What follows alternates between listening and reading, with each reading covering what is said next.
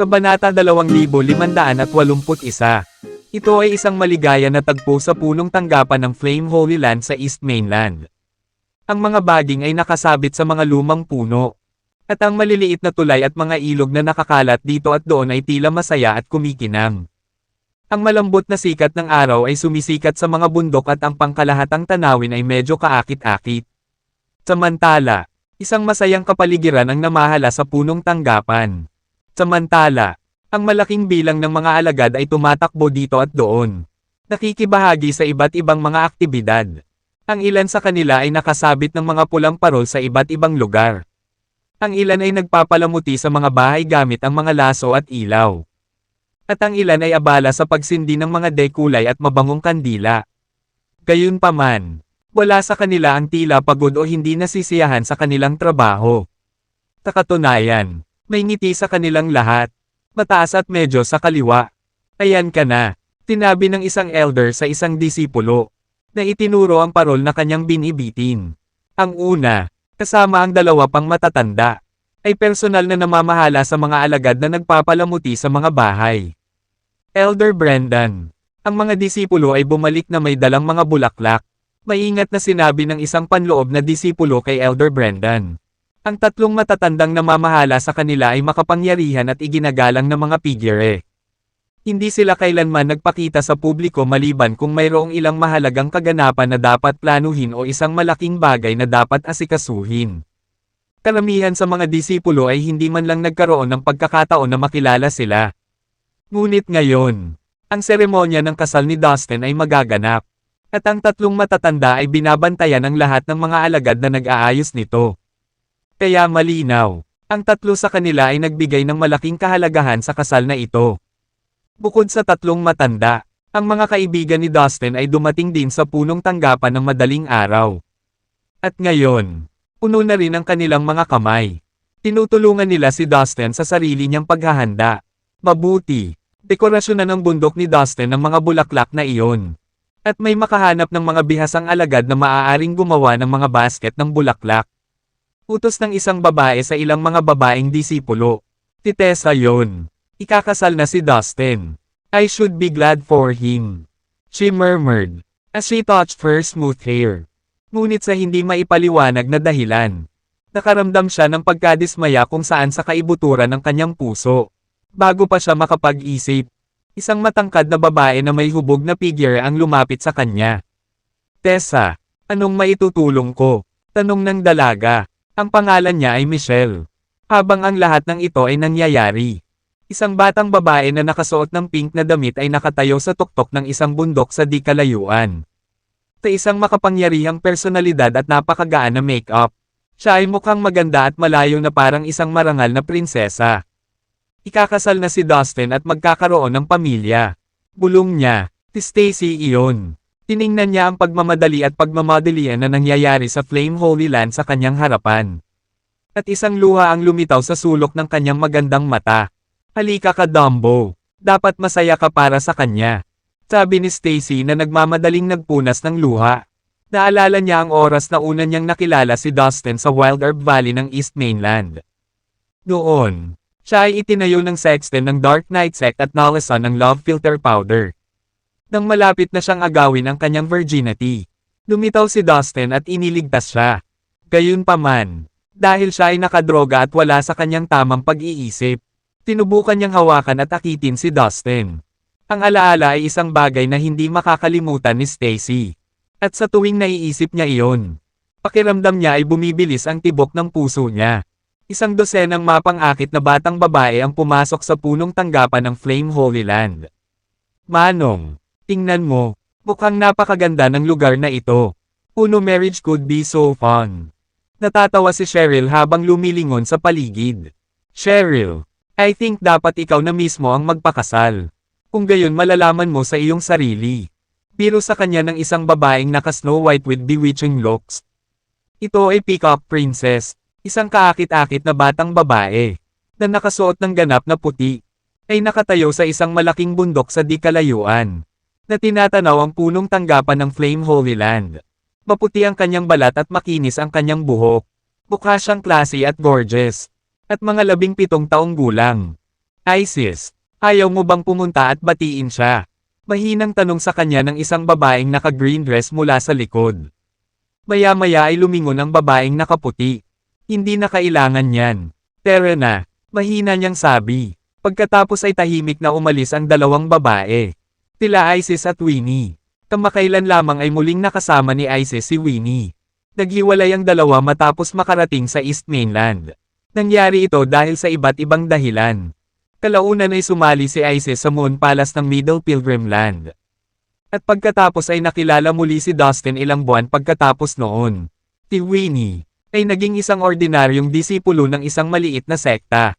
Nahanap lang siya ni Isis kamakailan lamang kapag nagkataon. Kailangan nating bigyan si Dustin ng mas malaking kama. Isang malaking sapat para sa 4 na tao upang matulog ng magkasama. Umalangaw-ngaw ang boses ni Bray sa bundok na tinitirhan ni Dustin. Pinagsalikop niya ang kanyang manggas habang sinusubukang ipasok ang isang napakalaking kama sa silid ni Dustin. Ang astig ni Tin. Magkakaroon siya ng 3 magagandang asawa ng sabay-sabay. Putol ni Herbert. Marami silang pagkakatulad ni Bray at higit pa rito. Parehong malapit na kaibigan ni Dustin. Kaya naman, nagsimula silang magkaayos kaagad pagkatapos magkita. Haha, 3 babae ang ikakasal ni Tin. Evan Bean. Natuwa rin siya para kay Dustin. Kinagabihan, napuno ng mga bisita ang reception hall ng Flame Holy Land. Ang mga kilalang tao mula sa lahat ng pangunahing sekta sa Immortal Endworld ay dumating upang dumalo sa kasal ni Dustin. Nagdala sila ng mga regalo ng iba't ibang uri. Congratulations, Chief Dustin. I wish you a happy married life. Masiglang pagbati, aking kaibigan. Si Elder Sharp at ang iba pang nakakubli na mga elder ng Flame Holy Land ay magiliw na bumabati sa mga panauhin. Ang pinakamakapangyarihang mga tao sa Immortal Endworld kasama sina Dustin, Kevin, ang sundalo, Zenith at Mr. Pang ay nakaupo sa harap na hilera. Nakikipag-chat sa mga bisita at inaaliw sila. Marami sa mga bisita ay mula sa labas ng Immortal Endworld. Ang 8 Stone Saints at ang Supreme Grandmasters ng Devil Insect Race mula sa Ancient Forbidden Land. Ang mga pangunahing miyembro ng Hybrid Titan Race mula sa Ancient Celestial World. At ang mga senior member ng Tangkla ng Tycoon World ay dumalo rin ngayon. Maging ang mga pinuno ng mga mundong malapit sa Immortal Endworld ay dumating na. Masasabing ang hangin sa punong tanggapan ng Flame Holy Land ay napakasigla at maligaya. Mabilis na natapos ni Dustin at ng kanyang 3 nobya ang mga ritual. At pagkatapos ay pumasok sa kuweba kung saan nakatira si Dustin. Ang kuweba, sa kabila ng sinaunang tunog ng pangalan nito, ay medyo maluwang at marangya. At dahil may malalim na hanay ng mahika sa pasukan, hindi makapasok ang mga tagalabas. Umupo sa tapat sina Dustin, Caroline, Ivy at Sue. Kawakas nagkita na rin tayo. Napangiti si Dustin. Oo, munting pulubi. At sana ay hindi na tayo maghihiwalay pa. Bulong ni Sue. Siya ang love-struck romantic type sa kanilang 4. Bagamat nabubuhay tayo sa kapayapaan sa ngayon. Buhay pa rin si Devil Ancestor Bale. Sigurado akong muli niyang sasalakayin ang ating mundo. Kasabay nito, ang buong universo ay nasa kaguluhan. May paparating na digmaan. At sigurado akong masasangkot dito ang ating mundo. Sa makatuwid. Mula ngayon, dapat kang magtanim ng mas mabuti upang mapabuti ang iyong lakas at base sa paglilinang. Ayokong may panganib na dumating sa inyong 3. Iyon lang ang paraan para mabuhay sa magulong araw. Seryosong sabi ni Dustin. We will. Seryosong saad ng 3 babae. Pagkatapos ng kanilang kasal, gumugol si Dustin ng ilang buwan kasama ang kanyang 3 magagandang asawa para sa honeymoon. Ilang araw at gabi silang magkasama. Hindi handang maghiwalay sa isa't isa kahit isang minuto. Noong una ay gusto niyang linangin at pagbutihin ang kanyang mga kasanayan sa martial arts. At kalaunan ay kailangan niyang protektahan ang buong Immortal Endworld mula sa mga dayuhang masasamang nilalang. Ilang taon nang gumagala si Dustin nang walang maayos na pahinga. Ngayon siya ay isang lalaking may asawa at kailangan na sa wakas ay tumira sa pagbibigay sa kanyang pamilya ng atensyon na kailangan nila. Alam ni Dustin na hindi na siya single. At ngayon ay may pamilya na siyang dapat alagaan. Dustin ng Immortal Endworld. Halika rito at kunin ang sulat na ito. Isang araw, habang nagpapahinga at nag-enjoy sa oras ng kanyang pamilya. Isang malamig na boses ang umalangaw-ngaw sa labas ng Flame Holy Land. Ang boses ay parang walang galang at nakakainsulto na para bang naiinis ang tao sa paghatid ng sulat. Parang nagbibigay ng express order ang naghatid ng sulat. Napakalakas ng boses na nagdulot ng ilang thunderbolts dahil sa marahas nitong sonic waves. Dumagundong ang kulog at gamulong sa mapang akit na kalangitan. Umalingaw-ngaw sa buong punong tanggapan ng Flame Holy Land. Biglang nag-crack ang kulog sa himpapawid. Nagbabantang paghiwalayin ang langit at lupa. Ang Flame Holy Land ay naging kumukulong dagat dahil sa hindi inaasahang boses na ito. Kabuong lupain ng Immortal Endworld. Ang Flame Holy Land ay isa sa mga pinakabanal na lugar. Kapagkamangha ng lahat, gayunpaman, may isang taong matapang na gumawa ng mga bastos na ekspresyon at sumisigaw sa paligid na parang pag-aari niya ang lugar. Ito ay katumbas ng isang seryosong provokasyon.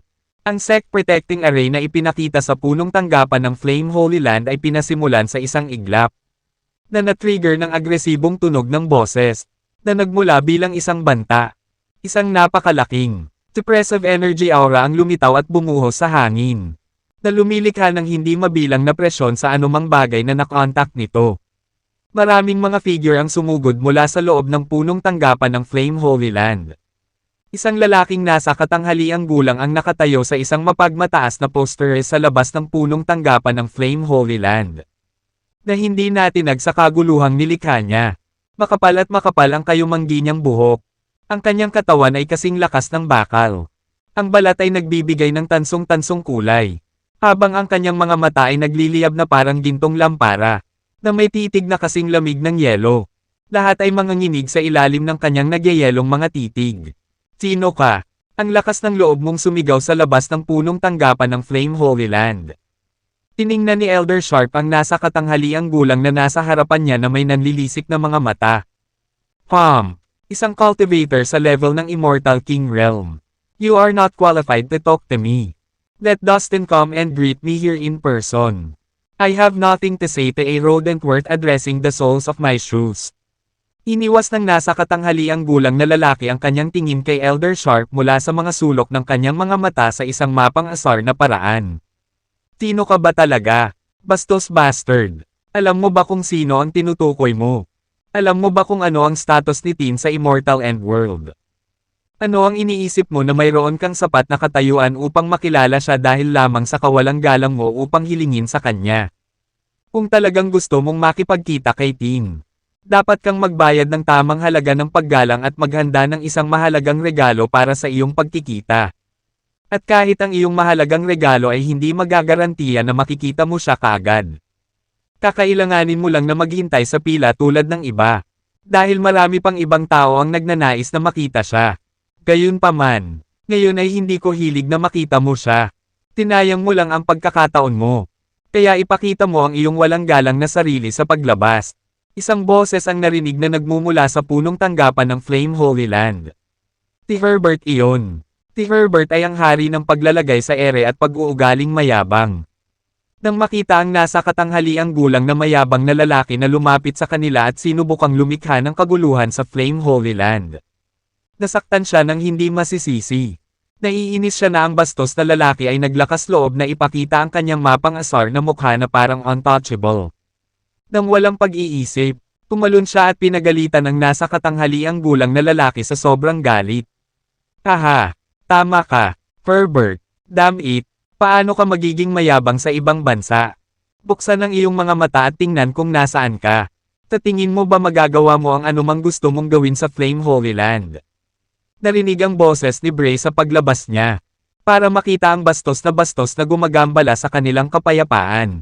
Sumang-ayon siya kay Herbert, na nagpapahiwatig kung gaano sila nagalit sa nakakasakit na pag-uugali ng nasa katanghaliang gulang na lalaki. Aba, dalawa kayong tanga. Kasing hina kayo ng dalawang langgam na sumisigaw sa dragon. Lumayas kayo sa harapan ko kung wala kayong ibang gagawin. Wala akong oras para makipagtalo sa inyo. Malamig na nagsalita ang nasa katanghaliang gulang na lalaki sa labas ng punong tanggapan ng Flame Holy Land. Dustin, stop dilly-dallying and trying to buy yourself more time. It will do you not good. Lumabas ka at kunin ang sulat na ito. Walang karapatang makipag-usap sa akin ang mga kasuklam-suklam mong asong gwardya. Inihiling ko sa iyo na lumabas at makipagkita sa akin ng personal sa pagkakataong ito. Biglang nagtaas ng boses at sumigaw ang middle-aged na lalaki. Ang malalakas na alon ng tunog ay sumugod patungo sa loob ng punong tanggapan ng Flame Holy Land na parang isang baha na ilog. Kailangan mong umalis sa lugar na ito ngayon din. Hindi ka tinatanggap dito dahil sa iyong kaiyahiyang disposisyon. Nasaktan din si Elder Sharp sa pagiging masungit at mapagpakumbaba ng lalaki. Hinarap niya ang medyo may edad na lalaki sa malakas na boses. Wala akong dahilan para maging mayabang dito. Kung ayaw mo sa disposisyon ko, it's your business. However, I came here just to deliver a letter to Dustin. It is from the leader of the Yaksha Palace. I'm just isang mensahero sa ngalan ng Yaksha Palace. Sarili mong negosyo kung tatanggapin mo ang nilalaman nito o hindi. Ang boses ng nasa katanghaliang gulang na lalaki ay tila napakalamig at walang pakialam. Para siyang lalaking gawa sa yelo. Dahil ang mga mata niya ay laging kumikinang sa lamig at walang ekspresyon ang mukha kapag kausap niya ito. Galing ka sa Yaksha Palace. Tasandaling marinig niya ang mga salita ng nasa katanghaliang gulang na lalaki. Nabigla si Elder Sharp. Sa pagkakaalam niya, ang Yaksha Palace ay isang organisasyon sa universo na itinatag kamakailan. Tinasabing ito ay nabuo sa pamamagitan ng pagsasama-sama ng ilang makapangyarihang mundo. Ang mga mundong iyon ang pinakamakapangyarihan sa sansinukob. Tinabi na mayroong ilang makapangyarihang mga ninuno ng sekta sa bawat isa sa mga mundong iyon. Sa makatuwid, kahit na ang kabuoang lakas ng palasyo ng Yaksha ay hindi kasing lakas ng sa palasyo ng langit. Ito ay isang sekta na may sapat na kapangyarihan na ang ilang mga sekta sa mga ordinaryong mundo ay kayang masaktan. Ang Immortal Endworld ay nasa gitnang yugto na ngayon sa mga tuntunin ng lakas. Gayunpaman, sa harap ng Yaksha Palace, isang organisasyon na may makapangyarihang mga kaalyado. Ang Immortal Endworld ay mas mababa sa lakas. Kaya naman, nang marinig na ang nasa katanghaliang gulang na lalaki ay mula sa Yaksha Palace, hindi maiwasan ni Elder Sharp na madilim ang kanyang mukha sa takot. Bakit gagawa ng liham ang pinuno ng Yaksha Palace kay Dustin? Tungkol saan ito?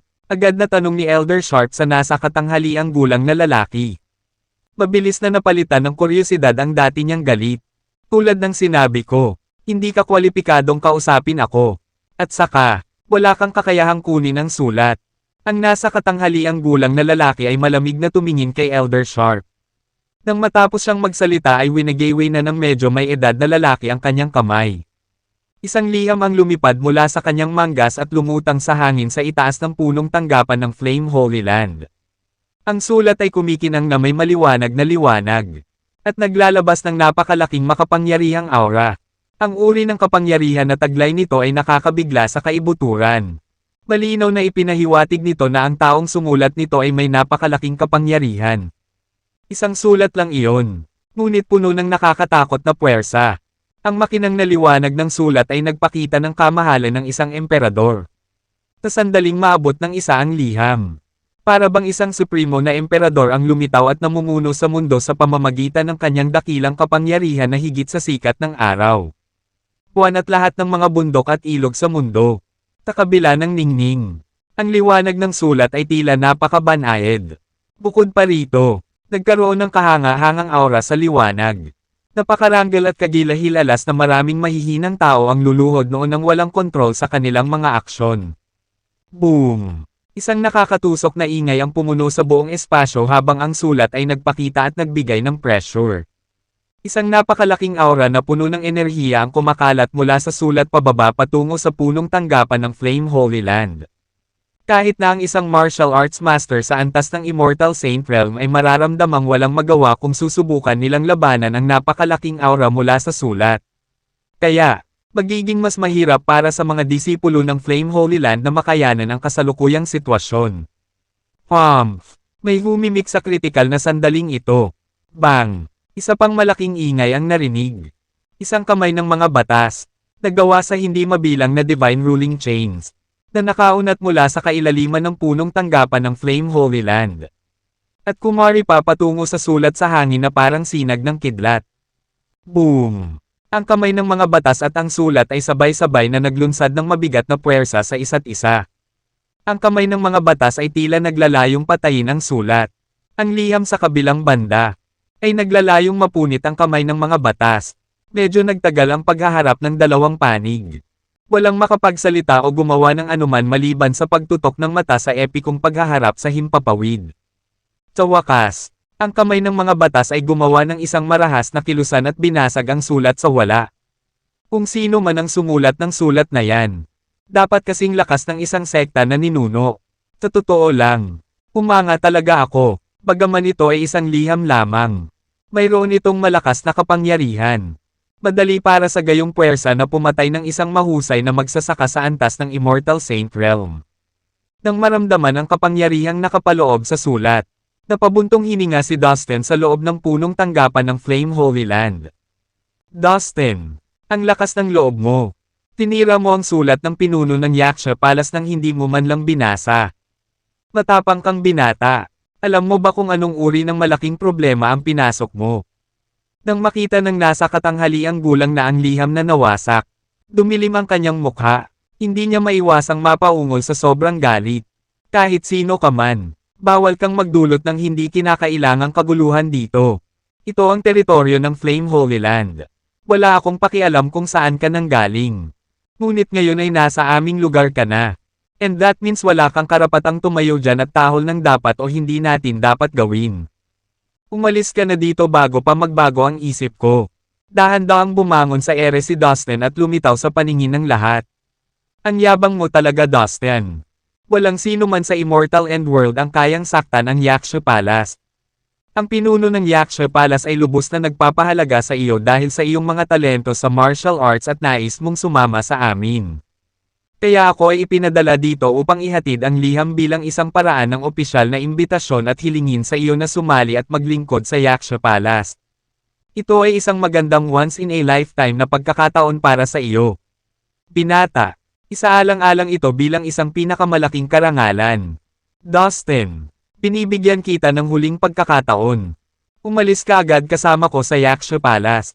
Pagkatapos ay makikilala mo ang pinuno ng Yaksha Palace. Nangako ka ng katapatan at magiging bahagi ka na namin mula ngayon.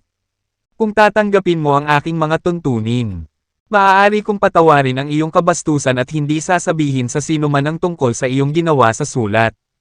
Kung hindi, masasaksihan ng Immortal End World ang pinakamatinding pagkawasak nito. Ngayon ay piliin mo, tumama ka sa akin o mamatay kasama ang iyong kalunos-lunos na Immortal End World. Matigas. Malakas na sambat ng nasa katanghaliang gulang na lalaki. Talaga, ibig mong sabihin sa sulat na iyon. Gusto talaga ng pinuno ng Yaksha Palace na samahan kita. Nang marinig ang balak ng lalaki na pumunta rito, natigilan si Dustin sa kaibuturan. Kawakas ay alam na niya kung para saan ang nasa middle-aged na lalaki dito. Don't get me wrong, inayaan ka ng aming pinuno na sumunod sa amin.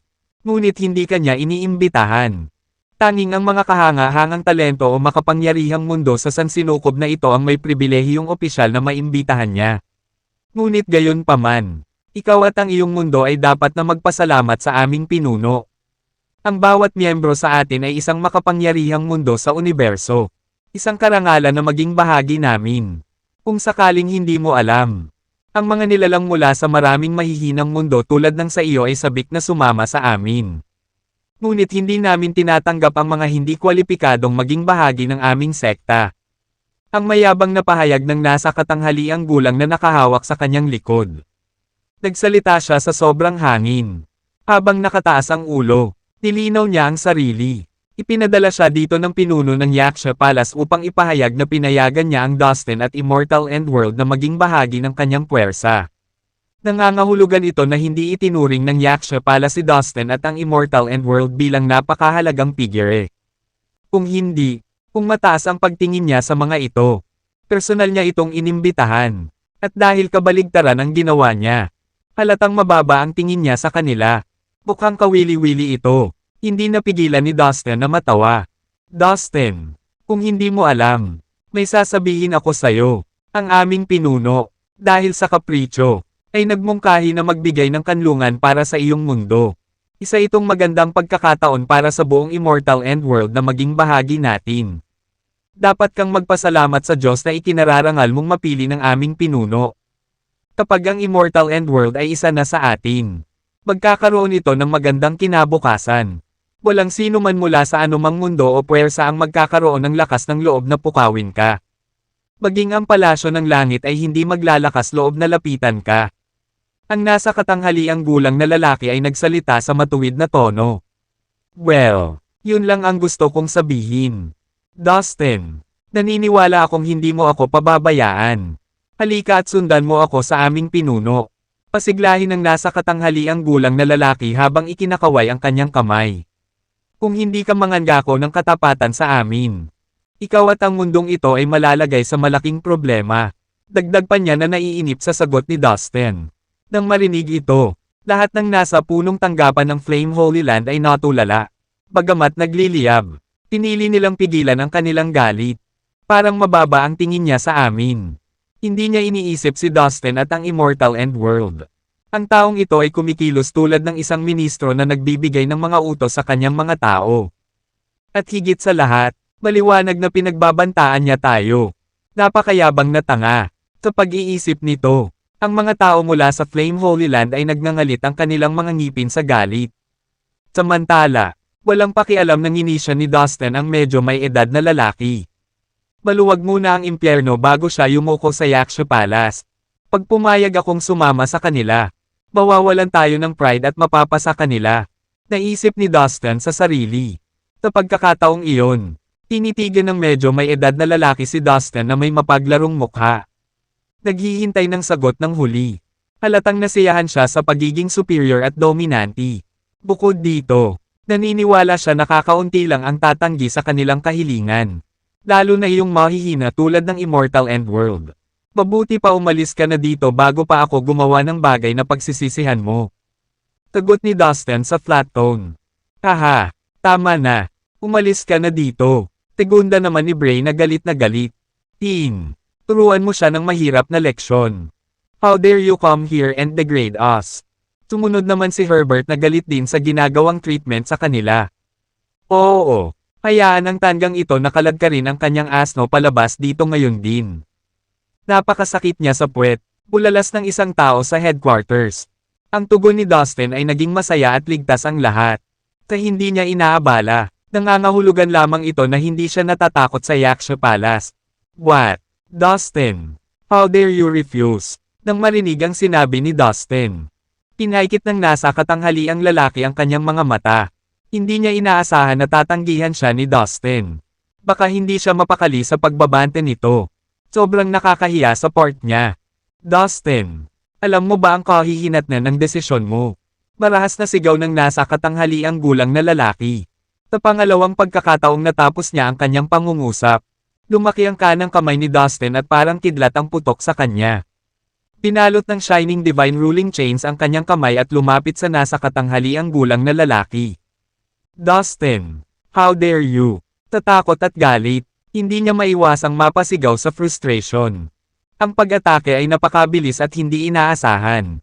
Bukod dito, hindi niya inaasahan na ang lakas at kakilakilabot ni Dustin sa pakikipaglaban. Tulad ni Dustin, nasa premium stage din ng Immortal Saint Realm ang middle-aged na lalaki. Ngunit sa sandaling kumilos si Dustin, agad siyang nakaramdam ng takot. Bush! Hindi naglakas loob ang lalaking nasa katanghaliang gulang na labanan si Dustin ng direkta. Sa halip, umatras siya ng ilang hakbang at mabilis na kumilos. Buzz! Biglang lumipad palabas sa kanyang katawan ang isang siyam na palapag na pagoda, na napapalibutan ng nakasisilaw na banal na liwanag. At sumugod sa malaking kamay ni Dustin. Nagbanggaan ang mga puwersa, na lumikha ng napakalaking epekto. Marahas na nanginginig ang kamay ni Dustin at nakaramdam siya ng matinding sakit dito. Ang kapangyarihan ng siyam na sapin na pagoda ay kakilakilabot. Ito ang magic treasure na pino ng isang ninuno ng sekta. Bahagyang nagulat si Dustin habang pinagmamasdan niyang mabuti ang sandata. Ang pagoda ay lumutang sa kalangitan. Naglalabas ng maliwanag na nagpasilaw sa lahat ng nakakakita. Ang nakakahimok nitong aura ay nagpagulat sa mga tao hanggang sa kanilang kaibuturan.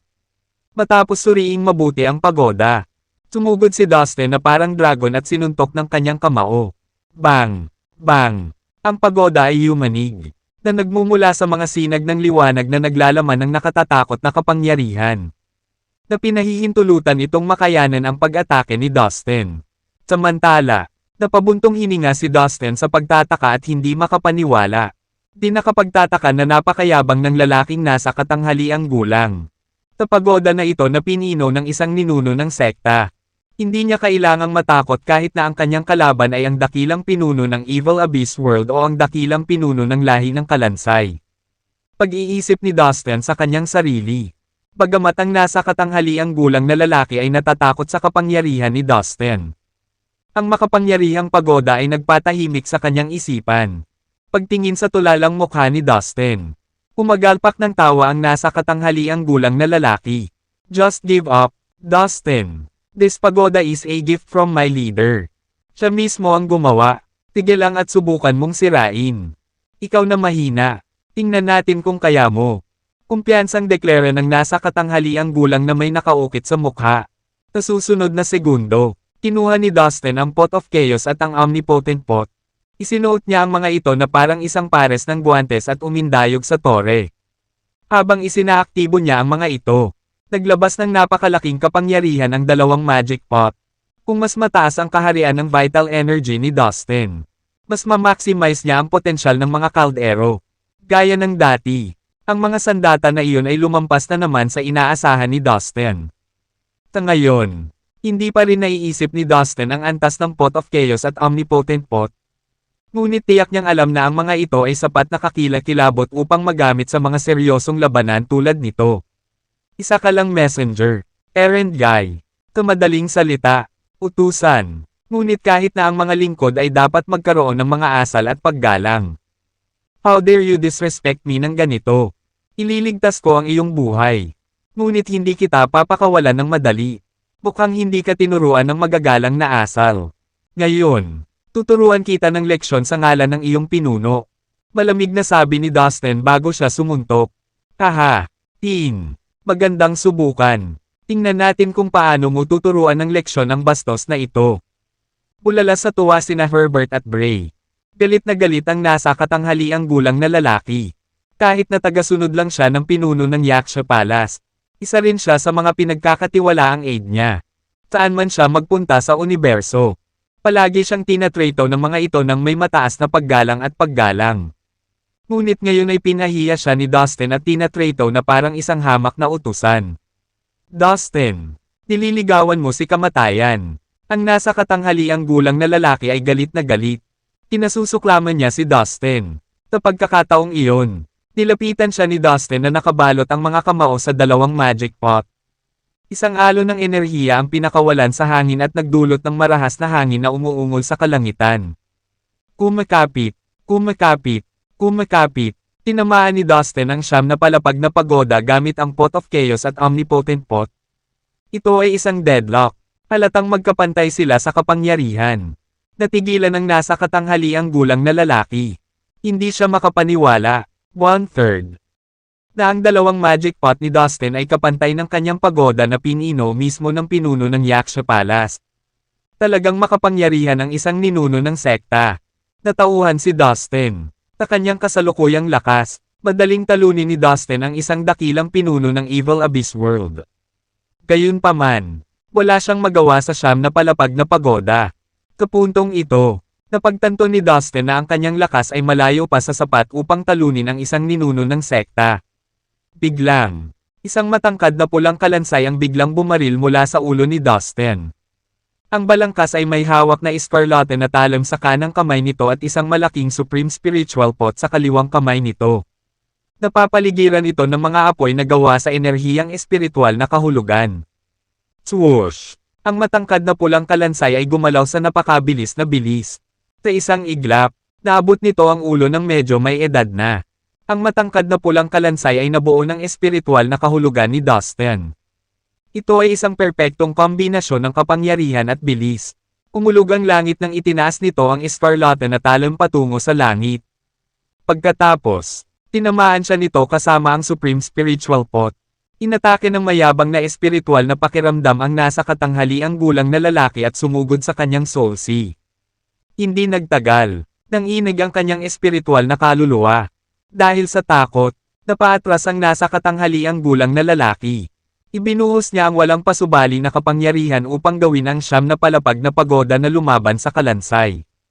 Swoosh! Tinamantala ni Dustin ang pagkakataong ito at buong lakas na sumugod sa kanya.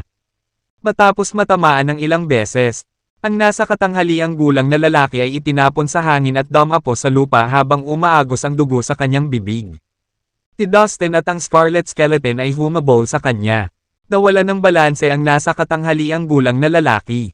Tinubukan niyang makamit ang buong potensyal ng pagoda upang protektahan siya mula sa mga pag-atake ni Dustin. Ngunit huli na, walang humpay ang kapangyarihan ni Dustin. Muli siyang itinapon. Sa pagkakataong ito ay may mas malakas na puwersa.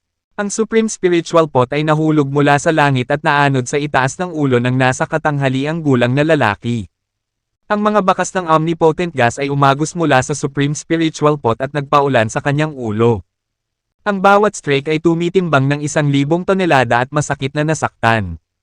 Nilikha ni Dustin ang Supreme Spiritual Pot na ito kamakailan. Ito ay ginawa mula sa isang malaking halaga ng kanyang espiritual na kahulugan at makapangyarihang gas. Bang! Ang espiritual na kaluluwa ng nasa katanghaliang gulang na lalaki ay humina sa ilalim ng pag-atake ng Supreme Spiritual Pot. Napakalakas ng impact na halos mabalian siya. Labag sa kanyang kalooban. Lumuhad siya sa lupa, nasugatan at nasasaktan. Ang espiritual na kaluluwa ay isang likas na bahagi ng isang magsasaka. Kapag nasira, maaari itong magdulot ng malaking kapigatian sa magsasaka. Ang isang sugatang espiritual na kaluluwa ay maaaring makapagpahina sa isang magsasaka at makahadlang sa kanya na manatiling nakatutok upang labanan ang kanyang mga kaaway.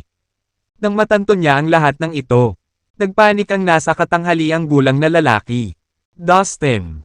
Please stop. Nagawa niyang magsalita, habang nakataas ang ulo niya at nakatingin kay Dustin na may takot at galit na mga mata.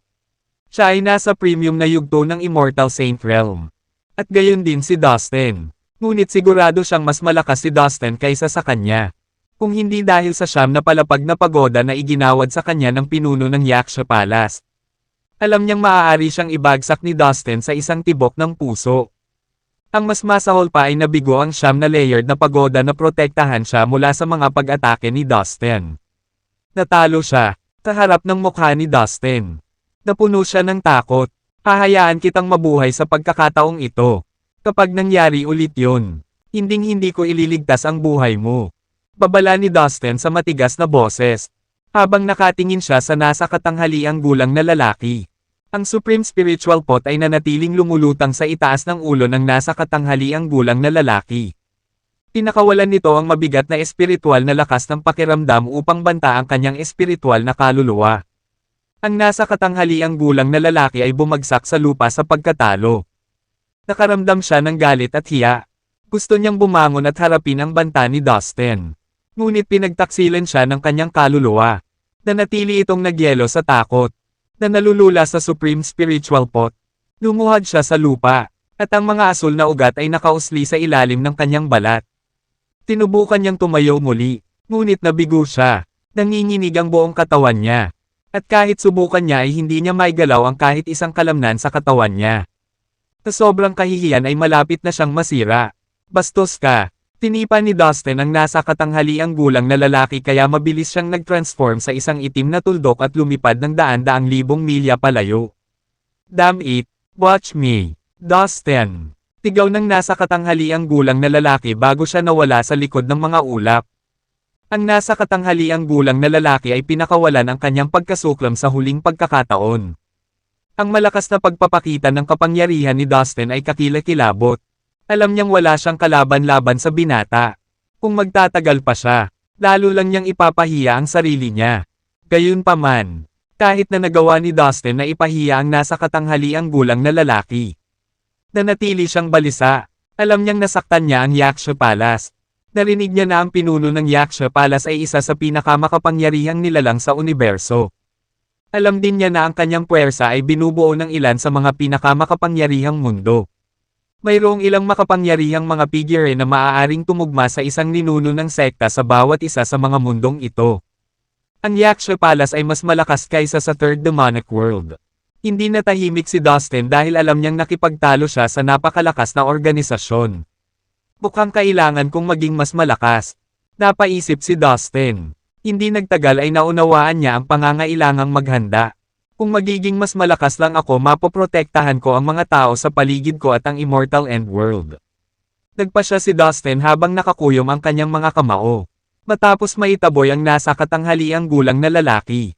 Ang punong tanggapan ng Flame Holy Land ay napuno ng mga tagay at pananibik. Halos lahat ay nakaramdam ng saya at ginhawa. Gayunpaman, nanatiling nag-aalala ang ilang matatanda. Dustin, narinig ko na ang kapangyarihan ng Yaksha Palace ay napakalakas. Ang pinuno nito ay isa sa pinakamakapangyarihan sa universo. Baka subukan ng Yaksha Palace na makaganti sa atin. Ipinahayag ni Elder Sharp ang kanyang pag-aalala kay Dustin. Alam ko, ngunit haharapin natin ang sitwasyon sa pagdating nito. Mahinahong sagot ni Dustin. Sa Yaksha World, ang mundong ito ay itinuturing na isang napaka-progresibo at maunlad na lugar sa universo.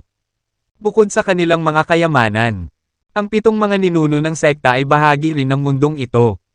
Tatawagin ng mga tao ang mga ninuno ng sekta bilang ang Yaksha 7. Sila ay iginagalang at iginagalang. Pagkatapos ng lahat, ang pagiging isang ninuno ng sekta ay nangangahulugan na ang isa ay isang napaka-maimpluwensyang at makapangyarihang master sa universo na ito. Kahit na isang ninuno lang ng sekta ang miyembro ng isang partikular na mundo. Walang puwersa sa labas ang maglalakas loob na guluhin sila. Mayroong 7 mga ninuno ng sekta. Talagang iyon ang inaasahan ng bawat mundo. Iyon ang dahilan kung bakit ang Yaksha World ay isa sa pinakamakapangyarihang mundo sa universo na ito. Sa 7 mga ninuno ng sekta, ang pinakakakilay-kilabot ay ang pinuno ng mundong ito. Hindi lang siya ang pinakamakapangyarihan, kundi ang pinakasikat na master sa universo na ito. Siya ang nagtatag at namuno sa Yaksha Palace. Ito rin ang naglagay sa kanya bilang pinakamataas na pinuno ng Yaksha Palace. Sa isang lugar sa kawalan ng Yaksha World, ay isang malaking grupo ng mga itinayong gusali ng palasyo na nasilaw sa walang kamatayang liwanag. Ang mga palasyong ito ay may malaking kahalagahan. At sa complex na ito ay kung saan nilinang ang pinuno ng Yaksha Palace. Kabulwagan ng isa sa mga palasyo. May nakaupong isang lalaking nasa katanghaliang gulang. Pinalot siya ng matingkad na aura na pati buhok niya ay parang kumikinang. Isang matinding kapangyarihan ang bumalot sa kanyang katawan. Dahilan upang ang espasyo at oras sa kanyang paligid ay lumilipad patungo sa ibang direksyon. Walang iba kundi ang kaguluhan sa paligid niya. Tila nasa ibang misteryosong mundo siya. Iwalay sa kinaroroonan niya ngayon. Ang nasa katanghaliang gulang na lalaking ito ay walang iba kundi ang pinuno ng Yaksha Palace. Siya ang pinuno ng Yaksha World. At ngayon ang pinakamataas na pinuno ng Yaksha Palace. Higit sa lahat, isa siya sa mga nangungunang master sa universo na ito. Dahil sa mga merito na ito, talagang umabot sa peak ang kanyang katayuan. Nakapaligid sa kanya sa palasyo ang isang dosenang nilalang na pawang nakaupo habang naglalabas ng malakas na aura. Lahat sila ay mga pinuno ng mataas na antas ng Yaksha Palace. At narito sila upang talakayin ang plano kung paano palawakin ang kanilang mga puwersa. Biglang pumasok sa palasyo ang isang nasa katanghaliang gulang na lalaki na may kayumangging buhok. Nagalit na galit, siya ang ipinadala sa punong tanggapan ng Flame Holy Land sa utos na iharap kay Dustin ang kanilang iminungkahing katapatan. Gayunpaman, lumiliko ang mga mesa. At siya ay pinalo ng masama dahil sa kanyang pagmamataas. Nakamit mo ba ang anumang bagay sa iyong paglalakbay sa oras na ito? Tanong ng pinuno ng Yaksha Palace na walang pakialam. My Lord, Dustin from the immortal end world. Masyadong mayabang. Hindi kanya sineseryoso. Nang ipahayag ko ang iyong marangal na pangalan. Hindi lamang siya tumanggi na magpasakop sa iyo. Kundi sinira niya rin ako sa publiko at iniinsulto ako sa halip. Higit pa riyan. Pinaglagyan pa niya ako ng daliri. Ang nasa katanghaliang gulang na lalaking iyon ay nagngangalit ang kanyang mga ngipin sa kahihiyan at galit nang maalala niya ang nangyari sa Immortal End World. Ano? Malamig na sagot ng pinuno ng Yaksha Palace. Biglang bumaba ang temperatura sa bulwagan. Tila balot ng malamig na hangin ang buong bulwagan. Ang espasyo sa paligid niya ay agad na nabasag sa mga piraso. At maraming mga fragment ng espasyo ang naghagis sa lahat ng direksyon. Batay dito lamang, maaari talagang sabihin na ang pinuno ng Yaksha Palace ay talagang makapangyarihan. Ang isang maliit na pagbabago-bago sa kanyang mga emosyon ay maaaring makasira ng isang napakalaking espasyo. Ang buong bulwagan ng palasyo ay napuno ng matinding pressure, na nagpaparamdam sa mga tao na parang nanginginig ang kanilang mga atay at bituka. Nako, Panginoon ko, pakiusap huwag kang magalit. Si Dustin ay walang iba. Hindi niya deserve ang galit mo. Naramdaman ang biglaang pagbabago-bago ng enerhiya. Naramdaman ng mensahero na parang lantang dahon sa kailaliman ng walang katapusang rumaragasang dagat. Natakot siya nang mabasa niya ang kanyang pantalon at napasigaw siya sa takot. Panginoon ko, hindi karapat-dapat na magalit sa isang wala. Tinubukan din ng iba pang maimpluwensyang tao mula sa Yaksha Palace na mamagitin at pag-aanin ng galit ng kanilang pinuno. Haha, pagkaraan ng ilang sandali, ang pinuno ng Yaksha Palace ay malumanay na ngumiti. At ang napakalaking pressure sa buong bulwagan ay tila nawala. Anong kawili-wiling maliit na bagay? How dare he refuse me? Kumusta ang lakas mo kumpara sa batang si Dustin? Team time na tanong ng pinuno ng Yaksha Palace. Siya ay nasa parehong antas tulad ng sa akin. Ngunit napansin ko ang kanyang espiritual na kahulugan ay medyo kakaiba. Ito ay tila napakabigat. Sa katunayan, natalo ako sa pamamagitan ng kanyang espiritual na pag-atake. Kahit ayaw niya, hindi nang ahas ang mensahero na itago ang katotohanan. Oh, I see. Kung gayon hindi natin siya kailangang alalahanin. Narinig ko na si Dustin ay natalo ng maraming tao kamakailan. At ang kanyang pagganap ay talagang kahanga-hanga. Kaya gusto ko siyang i-recruit at sanayin. Pero dahil pinilit niya, kailangan nating gumamit ng dahas at pilitin siya. Hahanap tayo ng oras para patayin si Dustin at sirain ang Immortal Endworld sa hinaharap. Ang pinuno ng Yaksha Palace ay napakatatag sa kanyang desisyon. Napakatalino mo. Panginoon ko, pupunta ako sa pagtitipon ng ating mga tao ngayon. At magpaplano ng paraan kung paano lipulin ang Immortal Endworld. Halatang natuwa siya. Sa totoo lang, tuwang-tuwa siyang humanap ng paraan para makapaghiganti kay Dustin. Dustin, hintayin natin. Siguradong babayaran kita ng 100 ulit sa ginawa mong kahihiyan sa akin. Sambit niya, at puno ng matinding hinanakit ang kanyang boses sa binata. Huwag kang mag-alala. Maaari nating sirain ang Immortal Endworld mamaya. Samantala, kailangan nating tipunin ang ating mga tao at labanan ang iba pang puwersa na higit na karapat dapat na maging kalaban natin. Sila ay isang matandang karibal ng ating mundo.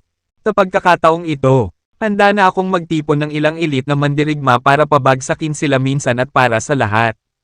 May pag-asa ang pinuno ng Yaksha Palace. Tila sumang-ayon sa kanya. Ang iba pang matataas na miyembro ng Yaksha Palace ay nanunuya pagkatapos nilang marinig ang kanyang pahayag. Ito talaga ang dahilan kung bakit sila natipon dito upang pag-usapan kung paano nila planong talunin ang kanilang mga karibal. Sa kasalukuyan, ang universo ay nasa ganap na kaguluhan. Ito ay hindi lamang dahil sa sakuna ng bangkay na naging balistikong sa isang killing spree. Ang mga salungatan sa pagitan ng mga mundo at mga sekta sa universo ay nagdagdag ng higit na panggatong sa nagninangas na apoy. Naiintindihan ko, matigas na sabi ng messenger na agad namang tumango gaya ng ginawa niya. Well, Dustin, maswerte kang mabuhay ng kaunti pa. Pero maya-maya, mamamatay ka sa kamay ko. Naisip niya sa sarili na bahagyang nairita sa pagkaantala ng plano niyang patayin si Dustin. Samantala, sa sandaling ito sa Immortal Endworld, Dustin, kami, ang mga espiritu ng banal na bato, ay nagpasya na manatili sa Immortal Endworld mula ngayon. Ang sinaunang Forbidden Land ay sinalanta ng mga panganib. Ayaw na naming magtagal doon. Sabi ni Asa kay Dustin. Dinala niya ang karamihan sa mga espiritu ng banal na bato sa Immortal Endworld. Habang iilan lamang ang nananatili sa isang misteryosong lupain pabalik sa Ancient Forbidden Land. Ang mga naiwan ay sinamahan ng isang Supreme Grandmaster, na nagninilay-nilay sa hindi mabilang na taon.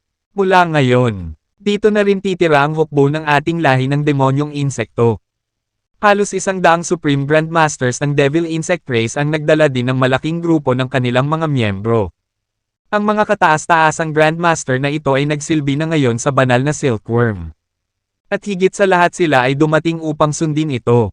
Bukod pa rito, ang Ancient Forbidden Land ay natatakpan ng mga mapanganib na lupain at ektarya, na ginagawang hamon para sa lahi ng demonyong insekto na umunlad. Kahit na ang Eight Stone Saints at ang mga Supreme Grandmaster na ito ay nanirahan doon sa mahabang panahon. Hindi pa rin nila alam ang tungkol dito. Higit pa rito, kahit na sila ay napakalakas, hindi pa rin sila sapat na maimpluwensya sa sinaunang Forbidden Land. Ito ay dahil may mas makapangyarihang mga nilalang na naninirahan doon mas malakas kaysa sa kanila. Kung nanatili sila, maaaring nauwi sila sa kaguluhan na bumabalot ngayon sa kanilang lupain. Bueno, kung gayon ang Immortal End World ang magiging tahanan mo mula ngayon. Malumanay na anunsyo ni Dustin. Hindi na siya makapaghintay na manirahan ang mga espiritu ng banal na bato at ang lahi ng demonyong insekto sa Immortal End World. Ang pinagsamang kapangyarihan ng dalawang puwersang ito ay napakalakas, at nakilala ni Dustin na maaari rin itong mapahusay ang lakas ng Immortal End World. Sa mga sumunod na araw, nanatili si Dustin sa punong tanggapan ng Flame Holy Land at sinamahan ang kanyang mga asawa, kaibigan, amo at kapwa alagad. Nitong mga nakaraang taon, naging abala si Dustin sa paglilinang o pamamasyal. Dahil dito, bihira siyang magkaroon ng oras para magpahinga, magsaya sa buhay o kahit na magpalipas ng oras at samahan ang mga taong nakapaligid sa kanya na higit niyang itinatangi. Kaya naman, nitong mga nakaraang araw, siya ay ganap na nakaka-relax, walang malasakit at naging malaya sa anumang alalahanin, na tinatamasa ang kanyang buhay ng lubusan. Gayunpaman, ang kanyang maikling buhay na mapayapang buhay ay natapos ng maaga at hindi nagtagal ay nabalisa. Isang araw, isang figure na puno ng dugo ang natisod sa punong tanggapan ng Flame Holy Land. Isa siyang nasa katanghaliang gulang na lalaki sa kulay abong damit. I want to meet the Chief of the Immortal End World. Dustin Lin, sambit ng nasa katanghaliang gulang na lalaki na halatang may sakit at malubhang sugatan. Sa sandaling ang nasa katanghaliang gulang na lalaki ay sumugod sa punong tanggapan ng Flame Holy Land, ang kanyang mga mata ay naging kasing putla ng isang multo at pagkatapos ay bigla siyang gumuho sa sahig na parang isang stringless marionette at nahimatay. Anong problema niya? Dalhin mo siya sa akin. Utos ni Dustin. Nagulat siya matapos siyang mapuno sa pangyayari kasama ang mananalakay. Hindi nagtagal. Dinala sa Dustin ang walang malay na lalaking nasa katanghaliang gulang.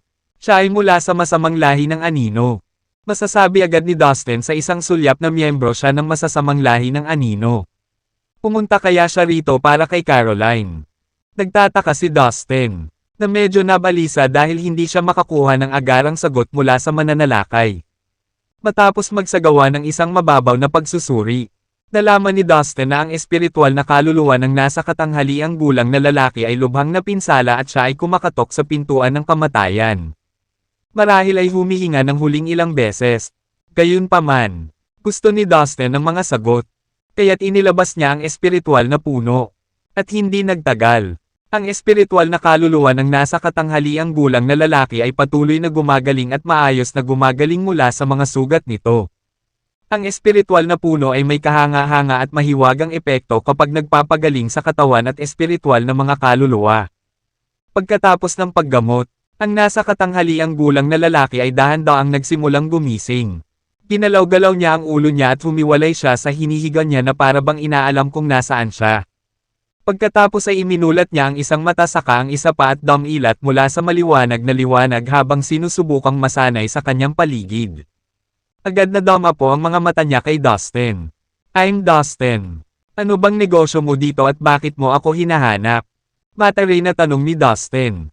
Ikaw si Dustin, ang pinuno ng Immortal End World. Nagulat at natutuwa. Bumulwak ang nasa katanghaliang gulang na lalaki. Sabay tumayo. Oo, nasa laman at dugo ako. Tumanggaw si Dustin. Malaki. Andito na ako sa wakas. Hindi ako makapaniwala na nagawa ko ito. Excited na sabi ng medyo may edad na. Nandito ako para hanapin si Princess Caroline. Nabalitaan ko na malapit ka kay Prinsesa Caroline kaya hinanap kita. Para matulungan mo ako. Paliwanag ng medyo may edad na lalaki. Anong gusto mo kay Caroline? Bakit ka naglakbay ng malayo para hanapin siya? At kung ano ang nangyari sa iyo? Nasa oras na pumunta ka dito. Isa ka ng bangkay sa paglalakad. Tanong ni Dustin. Ako ay pinagkatiwalaan ng kanyang biological na ina upang bigyan siya ng isang mensahe at itinakda upang makipag-ugnay sa kanya. Gayunpaman, Sa sandaling ako ay patungo na at natakpan ang halos kalahati ng paglalakbay. Ako ay tinambangan at lahat ng aking mga kasama ay tinutugis na parang mga hayop at brutal na pinatay. Desperado akong tumakbo. Halos hindi ako nakarating at sa wakas ay nakarating ako dito. Sa kabutihang palad ay natagpuan ang iyong tirahan. Sabi ng nasa katanghaliang gulang na lalaki, na nagpapakita ng parehong takot at isang nagpapasalamat na ekspresyon mula sa kanyang pagsipilyo sa kamatayan. So what was so urgent? Nabanggit mo ang nanay ni Caroline. Sinasabi mo ba na malaki ang tiwala sa iyo ng nanay ni Caroline kaya pinapunta ka niya rito para hanapin si Caroline? Bakit sobrang tiwala niya sa'yo? Ano kaya ang apurahang bagay na kailangan niyang magpadala ng emisaryo? Laking gulat ni Dustin. Ang biolohikal na ina ni Caroline ay ang biyenan ni Dustin. Nangangahulugan ito na ang kanyang pamilya ay bagay din sa pamamagitan ng asosasyon. Walang alinlangan na mas bibigyan niya ito ng pansin kaysa sa karaniwan. Oo, ito ay isang mahalagang issue. Nandito ako dahil sa ina ng kapanganakan ni Prinsesa Caroline nakiusap sa akin si Lady Natalie na palihim na makipag-ugnayan kay Prinsesa Caroline. Chief Dustin, pwede bang hayaan mo akong makipagkita at makausap si Prinsesa Caroline? Nahihiyang tanong ng nasa katanghaliang gulang na lalaki. Sure. Siyempre kaya mo. Tumanggo si Dustin bilang pagsang-ayon ng hindi nakipagtalo o gumagawa ng sagabal. Mukhang ang lalaking ito ang pinagkakatiwalaang subordinate ng ina ni Caroline. Naisip ni Dustin. Dahil ang lalaki ay nagtrabaho para sa kanyang biyenan. Pinakitunguhan siya ni Dustin ng mabuti at may paggalang.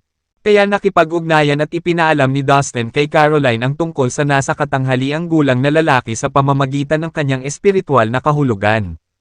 Nang malaman ito, si Caroline ay sumugod at naabot si Dustin sa isang iglap. Kasabay nito, nakuha rin ni Pari Callum ang mensahe. Tuwang-tuwa. Tumakbo siya patungo kay Dustin ng mabilis hanggat kaya niya. Sa isang kisap mata, sumama na siya sa kanila. Ibig sabihin pinapunta ka ng nanay ko dito. Excited at umaasam na tanong ni Caroline habang nakatitig sa medyo may edad na lalaki. Nang makita ng nasa katanghaliang gulang na lalaki si Caroline, napaluhod ito at yumuko sa kanya. Princess Caroline, Your Highness, Lady Natalie is really your birth mother. Pinadala ako ni Lady Natalie para makipag-ugnayan sa iyo. Magalang niyang sagot. Paano ko malalaman na nagsasabi ka ng totoo? Tanong ni Caroline na medyo nagdududa. Bagamat tuwang-tuwa siya, pinanatili niya ang kanyang dignidad at gusto niyang maging makatuwiran. Ayaw niyang maging masyadong umaasa dahil sa huling dalawang pagkakataon. Bumisita ang mga miyembro ng masasamang lahi ng anino mula sa Evil Shadow World. At hindi sila masyadong magagandang karanasan. Bagamat inaangkin nila na sila ang kanyang pamilya. Ang mga ito ay masama sa kanya at tila walang magandang intensyon. Natakot si Caroline na baka dumating din ang nasa harap niya para linlangan siya tulad ng mga naunang mayayabang at hamak na nakilala niya noon. Princess Caroline, inaasahan ni Lady Natalie na magkakaroon ka ng ganoong mga alalahanin. Mangyaring tingnan mo, nakangiting tugon ng medyo may edad na lalaki. Agad niyang ikinaway ang kanyang kamay. Agad na isang maliwanag na patak ng dugo ang lumipad mula sa kanyang manggas at dumaan sa harap ni Caroline. Hindi nagtagal ay naramdaman ni Caroline na ang dugong dumadaloy sa kanyang mga ugat ay tila may pamilyar na echo sa bagong patak ng dugo sa kanyang harapan. Nadama niya ang isang matalik na koneksyon dito na para bang natagpuan niya ang kanyang pamilya. Dahil sa tuwa, marahang iwinagayway ni Caroline ang kanyang payat na daliri. At isang patak ng dugo ang lumabas sa dulo ng kanyang daliri at nahulog sa tabi ng patak ng dugo sa kanyang harapan. Swoosh! Ang dalawang patak ng dugo ay tila may natural na koneksyon at atraksyon sa isa't isa. Hindi nagtagal ay nagsama na sila sa isa't isa. Ito ay isang lihim na pamamaraan ng masamang lahi ng anino. Kung sakaling maghiwalay ang mga magulang at mga anak, mahahanap nila ang kanilang nawawalang pamilya at kamag-anak sa pamamagitan ng pamamaraang ito. Kung ang kanilang dugo ay nagsasama sa isa't isa, nangangahulugan ito na sila ay pamilya. Paliwanag ni Pari Callum kay Dustin. Nakita ko, sagot ni Dustin. My poor girl, it's me. Pinadala ko ang mga tao ko para hanapin ka. Isang boses ang biglang umalangaw mula sa patak ng dugo at ipinadala sa soul sea ni Caroline. Nanay, tigaw ni Caroline. Wala na siyang pagdududa sa mga sinabi ng medyo may edad na. Tumulo ang mga luha sa kanyang pisngi. Lumapit si Dustin at marahan siyang inalo. Pagkaraan ng mahabang panahon, pinakalma siya nito. Pagkatapos ay tinanong ni Caroline at pari Callum ang lalaki ng maraming tanong. Lumabas na ang ama ni Caroline ang namuno sa Evil Shadow World.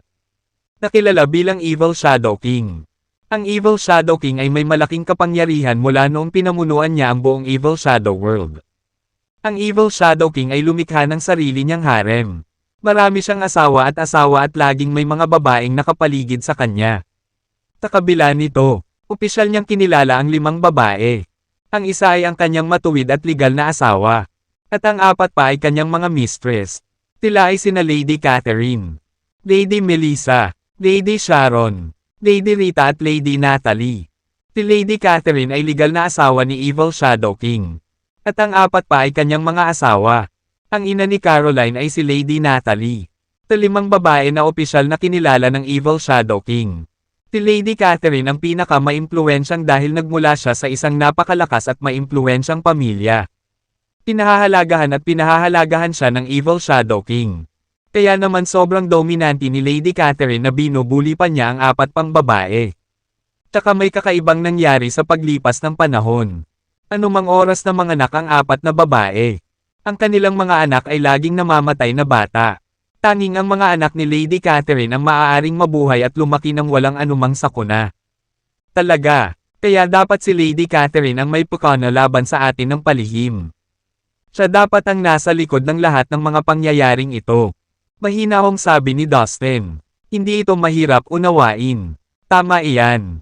Ang Evil Shadow King ay nagpaplano na pumili ng isang bata mula sa kanyang mga inapo. Ang napiling ito ang hahalili sa posisyon ng kanyang kamahalan at sa kalaunan.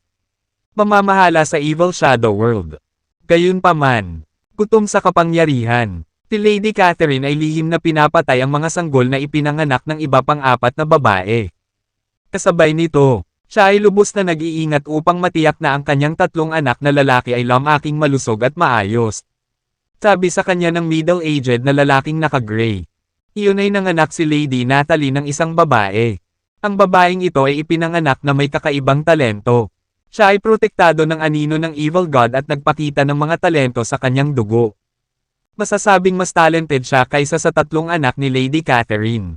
Binago nito ang dynamics. Tinimulan siyang ituring ni Lady Catherine bilang isang nakakasira ng paningin at nagpa siya na patayin siya ng palihim. Gayunpaman, nakarating kay Lady Natalie ang balita tungkol sa planong ito. Agad siyang nagpadala ng grupo ng kanyang mga pinagkakatiwalaang subordinate upang dalhin ang anak na babae sa malayong lugar at itago ito. Kamakailan, nakatanggap siya ng balita na ang kanyang anak na babae ay muling lumitaw sa Immortal End World. Sa makatuwid, nagpadala siya ng mga tao upang hanapin siya. Patuloy nang nasa katanghaliang gulang na lalaki. Kawili-wili, nang marinig ang salaysay na ito. Sa wakas ay naunawaan ni Dustin, Caroline, at Priest Callum kung saan nanggaling si Caroline at kung ano ang kanyang kasaysayan. Kaya si Lady Natalie ang ina ni Caroline, na nagpadala sa huli sa Immortal End World para sa kanyang kaligtasan. Kasama ang mga nasasakupan, libo-libong taon na silang nagtatago. Dahil ang haba ng buhay ng isang miyembro ng masasamang lahi ng anino ay napakahaba. Libo-libong taon ay wala sa kanila. Your Highness, mukhang nalaman na ni Lady Catherine na ikaw ay nasa Immortal End World. Tinambangan ako papunta dito. Naniniwala akong si Lady Catherine ang nagpadala ng mga taong iyon. Kamahalan, ang mga bagay ay naging lubhang mapanganib ngayon. Sabi nung middle-aged na lalaking naka-gray. It doesn't matter. Wala ni isang entity sa Immortal End World na makakasakit kay Caroline. Hindi ako papayag, deklara ni Dustin. Sa kanyang kasalukuyang kakayahan at sa lakas ng Immortal End World na sumusuporta sa kanyang paglalaro. Kaya niyang makipaglaban kahit sa isang sekta na ninuno ng ilang sandali. Umaasa ako, isang bagay ang sigurado, hindi bibitawan ang ating prinsesa. Dahil sa karakter ni Lady Catherine. Kaya kailangan mong mag-ingat. Nag-aalalang sabi ng middle-aged man in gray. Ang aking ina, okay pa ba siya? Biglang tanong ni Caroline sa malumanay na tono. Siya ay, lahat tama. Sagot ng medyo may edad na. Gayunpaman, taglit siyang nag-alinlangan bago sinabing, sige. Si Caroline ay palaging matalino at maunawain. Kitang-kita niya ang ekspresyon ng medyo may edad na lalaki. Anong nangyari sa nanay ko? Sabihin sa akin ang katotohanan. Tinitigan niya ang medyo may edad na lalaki gamit ang maganda nitong mga mata at matinding ekspresyon. Ang mga taon na ito ay medyo mahirap para sa kanya. Si Lady Catherine ang pinapaboran at pinipilit niya ang iyong ina sa kanyang impluwensya. At saka, miss na miss ka na niya kaya madalas siyang mahina at hindi kumakain o umiinom. Napabuntong hininga ang nasa katanghaliang gulang ng sumuko sa pagtatanong ni Caroline. Ay, ina, sa sandaling natapos ng lalaki ang kanyang mga salita. Tumulo ang mga luha sa pisngi ni Caroline. Ang mga luhang iyon ay walang tigil sa pagbagsak. Parang mga perlas na naliligo sa ulan. Mukha siyang malungkot. Kailangan kong makita ang aking ina. Biglang deklara ni Caroline sa determinadong tono. Prinsesa Caroline, mangyaring huwag gawin iyon. Nagulat ang nasa katanghaliang gulang na lalaking naka-gray.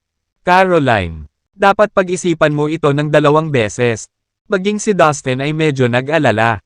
Nagbabalak si Lady Catherine na ilabas siya. Nangangahulugan iyon na kung si Caroline ay bumalik sa Evil Shadow World ngayon. Siya ay lalakad sa isang bitag. Ito ay magiging lubhang mapanganib. Napag-isipan ko na, hindi ko hahayaang mag-isa ang nanay ko. Gusto ko siyang makasama kahit na ilagay sa panganib ang buhay ko. Tiningnan niya si Dustin na may determinasyon sa maganda nitong mga mata. Naramdaman ni Dustin na nagiging mahirap ang mga bagay ngayon. At hindi siya nagkamali, kapag nalaman ni Lady Catherine na bumalik si Caroline sa Evil Shadow World. Tiyak na gagawin niya ang lahat para patayin ang babae. Dahil si Lady Catherine ay pinapaboran ng Evil Shadow King. Malinaw na dapat siyang makapangyarihan. Alam niyang imposibleng makayanan ni Caroline si Lady Catherine ng mag-isa gamit ang kanyang kasalukuyang antas ng lakas. Okay then, Caroline, sasamahan kita sa Evil Shadow World. Nagdesisyon din si Dustin. Hindi niya hahayaang pumunta siya sa Evil Shadow World ng mag-isa. Alam din naman niya iyon kaya tinignan niya lang ito ng may malalim na pagmamahal sa mga mata. Ikinalulungkot ko na nadadala ka dito. Hindi mo kailangang sumama sa akin. Mahinang sabi ni Caroline. Ang tanga mo, isa na tayo ngayon. Huwag kang mag-alala. Sasamahan kita sa bawat hakbang at hindi ko hahayaang may mangyari. Inalo siya ni Dustin. 2/3. Prinsesa Caroline, mangyaring huwag maging pabigla-bigla. Iniling sa akin ng iyong ina na sabihin sa iyo na umalis ka sa Immortal End World at humanap ng isa pang liblib na lugar na mapagtatagwan. Hindi ka na makakabalik sa Evil Shadow World ngayon. Malalagay ka sa matinding panganib. Udyok ng medyo may edad na lalaki. My Queen, pag-usapan natin ito bago magdesisyon. Huwag maging impulsive. Nag-aalala rin si Pari Callum. Well, walang masyadong pag-uusapan. Nakapagdesisyon na ako, sabi ni Caroline. Makalipas ang isang araw, ibinigay ni Dustin ang mga gawain ng Immortal End World sa mga mapagkakatiwalaang tao. Pagkatapos, kasama si Caroline, Pari Callum, at ang nasa katanghaliang gulang na lalaki. Umalis siya para sa Evil Shadow World. Sa ilalim ng mabituing kalangitan. Pinapilot niya ang barkong pandigma sa pinakamataas na bilis at nagtakda ng landas patungo sa Evil Shadow World. Nakaipon siya ng malaking halaga ng kayamanan sa paglipas ng mga taon at madaling bilhin ang mga barkong pandigma na ito. Ang partikular na ito ay napakabilis at mahusay na nakatago sa isang array. Naganap na sumasakop sa track nito. Sa makatuwid, hindi nila kailangang mag-alala na matuklasan o masundan. Malayo pa ang biyahe patungo sa kanilang destinasyon. Inabot sila ng ilang araw sa paglalakbay sa kalangitan. Ang Evil Shadow World ay nasa unahan. Bulalas ng medyo may edad na. Talaga, tina Dustin, Caroline at Priest Callum ay tumingin sa unahan. Hindi nagtagal. Pumasok ang barkong pandigma sa loob ng isang malaking anino. Pagkatapos noon, wala na, ni isang bituin ang nakikita. Ang anino ay walang hangganan. Tila ang buong mundo ay nahulog sa katahimikan. At ang bawat isang buhay na bagay ay natuyo. Ilang butil ng malamig na alikabok at meteorite ang lumutang ng walang patutunguhan sa lugar na ito. Kasabay nito, maraming kulay abo at masamang enerhiya ang dumaloy sa espasyong ito. At tila mayaman ito. Ito ang Evil Shadow World. Ito ang pinakamagandang lugar para tirahan ng ating lahi. Nang makita ito, tuwang-tuwa si Pari Callum na tumulo ang mga luha sa kanyang mukha. Oo, Ang masamang enerhiya ay talagang pinakaangkop para sa ating masamang lahi ng anino. Binanggit ni Caroline. Baka sa mukha niya ang kasiyahan ng maramdaman niya ang kulay abong evil energy sa Shadow Zone. Ano? Parang may kakaiba. Mag-ingat kayong lahat. Agad na nagbago ang ekspresyon ni Dustin nang may maramdaman siya. Ito ay dahil nakaramdam siya ng napakadelikadong aura mula sa Shadow Zone na kinaroroonan nila. May mali ba? Nalilito. Nalipat ang atensyon ni Caroline at pari Callum kay Dustin. Bagaman bata pa si Leader Dustin. Talagang susceptible siya sa mga bagay na ito. Gayunpaman, ang Shadow Zone na ito ay natatakpan sa labas ng ating Evil Shadow World. Na isang napakadelikadong lugar. Kaya, dapat tayong mag-ingat kapag dumaan tayo sa Shadow Zone. Dapat nating tiyakin na tayo ay nakapaloob dito sa lahat ng oras dahil ito ay nagsisilbing natural na proteksyon na hadlang para sa ating lahi. Ang mga miyembro ng Evil Shadow World gaya ko ay madaling makadaan basta't nasa amin ang pass token. Tinutulungan tayo nitong lumabas at pumasok sa mundong ito. Gayunpaman, kung ang isang tagalabas ay maglakas loob na pumasok sa Evil Shadow World nang walang pahintulot, ang Shadow Zone ay magiging isang napipintong panganib para sa kanila. Ang mga nilalang na sumusubok na pumasok sa pamamagitan ng puwersa ay maaaring agad na mapatay sa pakikipag-ugnay.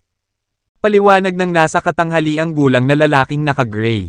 Habang nagpatuloy sila sa kanilang paglalakbay. Kawakas ay nagpakilala kay Dustin ang lalaking nakasuot ng kulay abo. Ang kanyang pangalan ay Waller. Isang lingkod ng ina ni Caroline.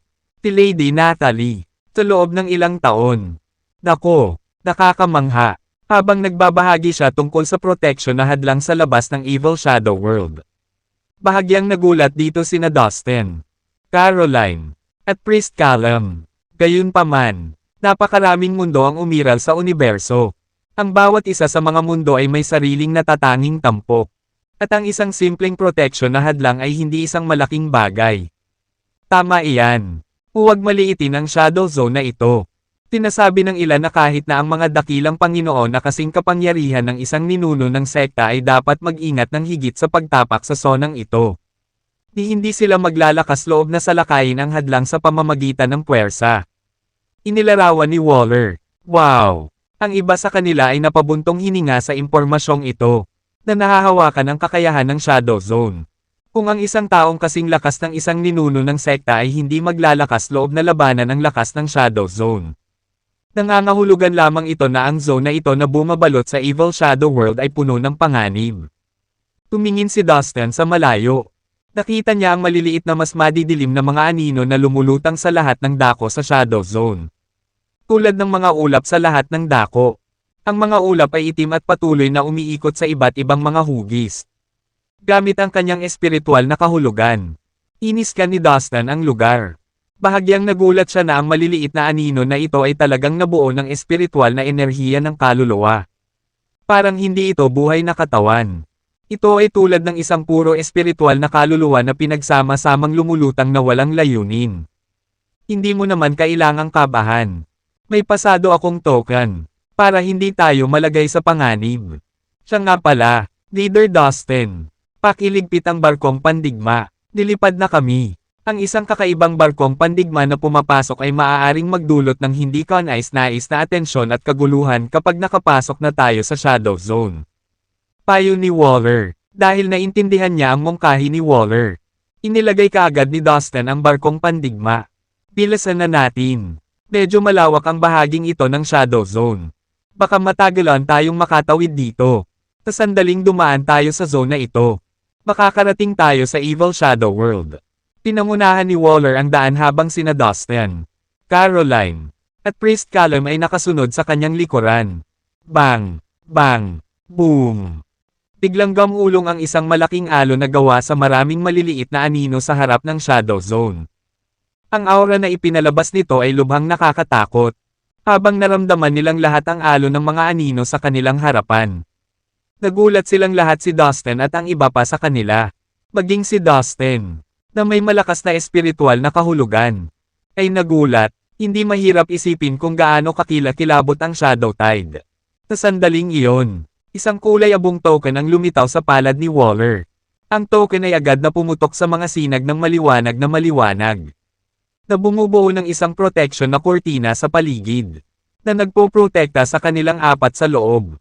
Boom! Ang walang katapusang anino na alon na dumarating sa kanila ay dumaan sa kanila. Nakakakilabot. Nakatayo malapit sa tabi ni Dustin.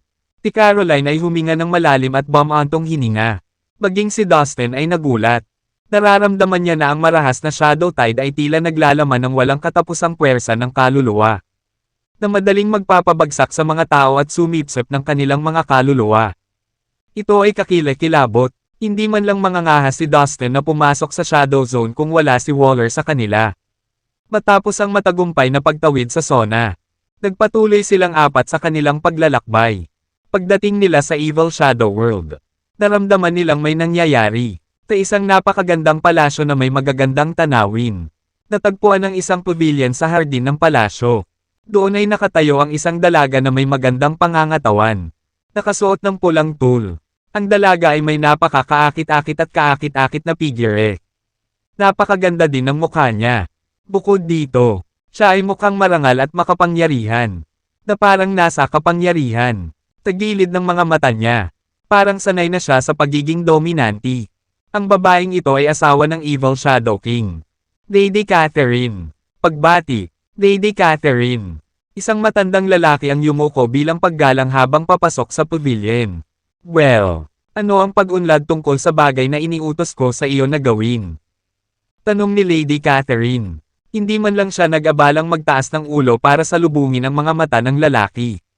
She just lounged leisurely. Lady Catherine. Ang mga taong ipinadala ni Lady Natalie sa Immortal Endworld ay halos binawasan namin. Karamihan sa mga taong ito ay pinatay sa lugar. Ngunit may isang lalaki na tinatawag na Waller na nagawang makatakas. Matapos namin siyang habulin. Kawakas ay nakita namin na tumakas siya sa sekta kung saan nakatira si Dustin, ang Panginoon ng Immortal Endworld. I decided to think things through and not act brashly since Dustin has capability to use the heaven and earth's power in the Immortal Endworld. Ang taong Waller na ito ay sinasabing confidant ni Lady Natalie. Nakayuko ng may paggalang habang tinatapos ang kanyang ulat. Sumagot ang matandang nakasuot ng itim. Humph! Hinayaan mong may makatakas. Paano ka naging pabaya? Anong problema mo? Napasimangot si Lady Catherine. Huwag ka sanang magalit, Lady Catherine. Kasalanan ko ito. Parusahan mo ako. Dahil sa takot sa kanyang superior. Bumagsak ang matanda sa lupa at nanginginig. Alam niya kung gaano kaitikot si Lady Catherine. Bagamat mukhang kaakit-akit at mapanukso si Lady Catherine. Hawak niya ang kapangyarihang gawin ang anumang bagay na gusto niya sa Evil Shadow World. Higit pa rito, siya ay lubhang malupit at maikli. Kahit na siya ay medyo nabigo o hindi nasisiyahan. Papatayin niya ang mga tao kaagad at doon. Kalimutan mo na lang. Pero sa susunod hindi na kita ililibre. Matari na sagot ni Lady Catherine matapos maawa sa matanda. Salamat, Lady Catherine. Sa sobrang tuwa, mabilis na lumuhad sa lupa ang matandang nakaitim at yumuko. Anong nangyari sa babaeng yun? Hindi ba't hiniling ko sa iyo na magpadala ng mga tao upang bantayan siya? Tanong ni Lady Catherine. Lady Catherine, ito ang dahilan kung bakit ako bumalik at nagsumbong sa iyo. Ang taong sinasabi mo ay tila umalis sa Immortal Endworld at walang nakakaalam kung saan siya nagpunta. I am guessing na nakita siya ni Waller. Ang taong nakatakas, sa makatuwid. Malamang na alam ng taong ito ang kanyang pinagmulan. Sagot ng matanda. Ano? Nagulat sa balitang ito. Biglang tumayo si Lady Catherine. Ang kanyang magagandang tampok sa mukha ay nabaluktot sa galit. Ilang sandali pa, nagbago ang ekspresyon niya. Kung napagtanto ng maliit na asong iyon ang kanyang sariling pagkakakilanlan. Mayroon lamang dalawang posibilidad kung saan siya maaaring pumunta. Ang una ay magtago sa malayong lugar para hindi mahabol ng puwersa natin. Ang isa pang pagpipilian ay ang bumalik sa Evil Shadow World upang makilala ang kanyang ina. Ang asong si Natalie. Magpadala ng mas maraming tao para malaman kung nasaan ang maliit na asong iyon. Gayun din. Sabihin sa kanila na siyasatin ang bawat buhay na nilalang napapasok at palabas sa Evil Shadow World mula ngayon. Sa sandaling tumuntong siya sa mundong ito. Dapat natin siyang mahanap agad. Kung sakaling makakita ka ng sino mang gumagalaw na kainahinala, patayin sila sa paningin. Hindi ko hahayaang bumalik ang maliit na asong iyon sa Evil Shadow World. Naiintindihan mo ba? Tanong ni Lady Catherine. Oo. Naiintindihan mo, Lady Catherine. Gagawin ko agad. Tagot ng matandang nakaitim at nagmamadaling umalis para tuparin ang kanyang bagong misyon. Ang mga anino na nakatago sa labas ng Evil Shadow World. Ipinagpatuloy ni Dustin at ng kanyang mga kasamahan. Sa pangunguna ni Waller, ang kanilang paglalakbay. Pagkatapos ng isang araw na paglipad, kawakas ay may nadatnan sila na nagpahinto sa kanila. Isang pabilog na kulay abong pinto ang bumungad sa kanilang harapan. Napakalaki ng diameter, na may maliwanag at malakas na evil energy na lumalabas mula sa gilid nito. Sa magkabilang gilid ng pinto, ang daan-daang tao mula sa lahi ng masasamang anino ay nakatayong mga bantay. Lumingon si Waller at tumingin kay Dustin. Nakipagpalitan ng seryosong tingin sa kanya. Pagkatapos ay inilipat niya ang kanyang atensyon sa mga kasama sa likod niya at inihayag na nakataas ang kanyang kamay. Ito ang pasukan sa Evil Shadow World. Pumasok tayo. Pagkatapos ay tumalikod siya at gumawa ng mga unang hakbang patungo sa pintuan. Sakto nang itulak niya ito. Tinigilan siya ng isang guard. Curtly, tinabi niya, "Pakipakita sa akin ang iyong pass." Ang seguridad ay mahirap makapasok. Nasa punto ang kanilang depensa. Ngunit hindi ito isang bagay na hindi inaasahan ni Waller. Sa labas ng pasukan ay isang malinaw na minarkahan na shadow zone, na nagsilbing linya ng depensa. Kasama ang presensya ng daan-daang gwardiya na nakatayo mismo sa loob ng circumference nito. Nang hindi natakot sa mabigat na depensa, ibinigay ni Waller ang kanyang pass sa guard. Kinuha ng guard ang pass at tinignan ito ng medyo nagulat. Ginamit niya ang kanyang espiritual na kahulugan upang basahin ang impormasyon mula rito. "Ikaw si Waller?" Biglang tanong ng guard na itinaas ang ulo at pinaghihinalaang nakatingin sa kanya. Tabay senadoryas ng kamay sa ibang guard. "Tama, ako yan." Habang nagsasalita siya, nararamdaman niyang may mali. Normally, hindi nakikialam ang mga guard basta may pass ang mga bisita. Pinapasok nila sila pagkatapos suriin ang pass bilang isang routine. Ito ang unang pagkakataon na nag-cross-verify ang gwardya. Nahanap ang target. Ibaba mo siya. Anunsyo ng gwardya. Bago pa man maisip ni Waller ang nangyayari, isang malaking tropa ng mga gwardya ang lumabas mula sa loob ng pinto. Lahat sila ay kabilang sa masasamang lahi ng anino. Inikat nila si Waller at ang kanyang mga kasama sa bilis ng mga cheetah. Ang kanilang mga mukha ay tila gutom sa dugo. Damn it, mga tauhan sila ni Lady Catherine. Nagulat si Waller. Alam ni Dustin, Caroline at Pari Callum ang nangyari ng sabay-sabay. Nahanap na pala ni Lady Catherine ang landas ni Caroline at nagpadala ng mga tao para patayin siya. "Isara mo ang tarangkahan. Hindi natin papayagan ang 4 na taong ito na makapasok sa Evil Shadow World." Tigaw ng isang matandang nakasuot ng itim na damit. Creak. Ang malaking tansong pinto ay dahan-dahang pumihit at sa wakas ay nasara. Boom! Isang nakakabinging tunog ang pumuno sa hangin habang ang makapal na kulay abong mga haligi ay tumaas mula sa lupa. Ang mga hanay na ito ay bumubuo ng isang linear na hanay laban sa pinto at ganap na natatakpan ito. Ginamit ang array na ito para pigilan ang mga nanghihimasok na makapasok. Damn it, nasa kanya pa ang Pasko. Biglang naalala ni Waller, ngayon ang gate sa Evil Shadow World ay sarado na. Kung nawala ang pass, sila ay nasa malaking panganib. Dahil sa labas mismo ay ang mapanganib na Shadow Zone. Gusto mong makuha ang pass? Ha? No way. How dare you offend Our Lady Catherine? Mga siraulo kayo. Tumawa ang gwardya. Ligtas na nakatayo sa pagitan ng hanay at ng pinto. Hinawakan niya ang pass sa kanyang kamay. Naglalaro ito ng pataas-baba. Little bitch. Kung nagtago ka sa labas, baka nabuhay ka pa. Ngunit naglakas loob kang bumalik sa Evil Shadow World. Naghuhukay ka ng sarili mong libingan. Talagang mapapahamak ka sa pagkakataong ito. Ang parehong matandang lalaki na nag-utos na i-secure ang pinto ay nagsabi na may nakakatakot na ngiti. Tumingin siya ng diretso sa mga mata ni Caroline. Tinusubukan siyang pagbabantaan. Palibutan mo sila. Patayin silang lahat. Tinawian ng lalaki ang kanyang kamay sa iba pang mga guard. Tenyales sa kanila na bilugan sila.